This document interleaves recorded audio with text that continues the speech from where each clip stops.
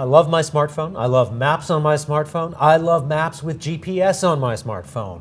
But it doesn't work indoors. Is anything coming in 2017 to change that?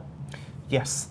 The great news is we're going to be getting indoor navigation a little bit in 2017 and a lot more coming over the next 5 years. And I think it's really important because we spend 90% of our time indoors. So just to give you an idea of the change that's happening, 2017, a few percentage points of journeys will include an indoor leg.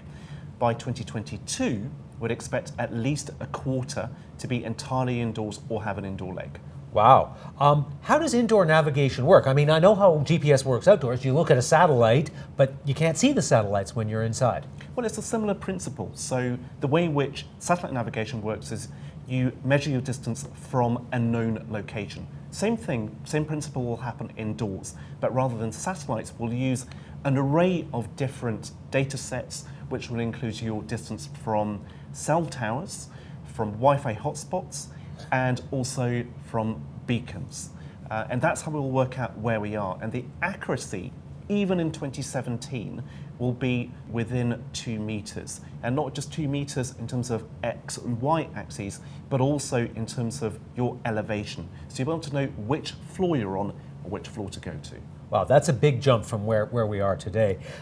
Why is this important, though, I guess, from an economic perspective? Well, in the US, 2013, 0.4% of economic value was derived from knowing where people were. So that's from outdoor navigation. And it's in terms of not just sales of equipment with GPS receivers within them, but in terms of the industries which they improve or which they enable. So we're used to the idea of hailing taxis from our phone, and that's one of the many applications enabled by outdoor navigation because it de-skills map reading. Can you give me any examples of like where I as a consumer might enjoy or find using indoor maps particularly important? Yeah, retail is a great example for the consumer and obviously to the supply to the consumer. So retail is having to really compete very heavily for physical retail with e-commerce. So making your shopping trip more enjoyable, more productive, because you know how to get from A to B to C more quickly is a great thing. Knowing how to get to the shop is good. Knowing to go which department to get to, which floor what you're looking for is going to be on, which tills are empty. All of that's enabled by indoor navigation. But let's look at, say, emergency services.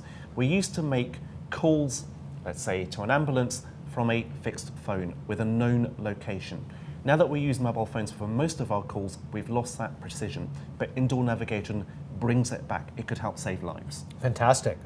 Those are sort of more consumer focused. What about at the enterprise level?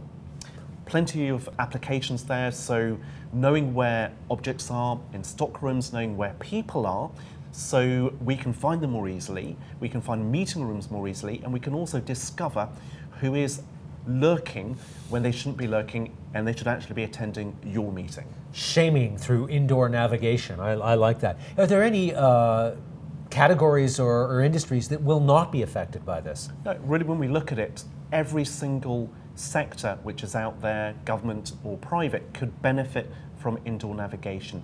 Knowing where people are is a foundation of not just modern economies, but economies going back to the Middle Ages.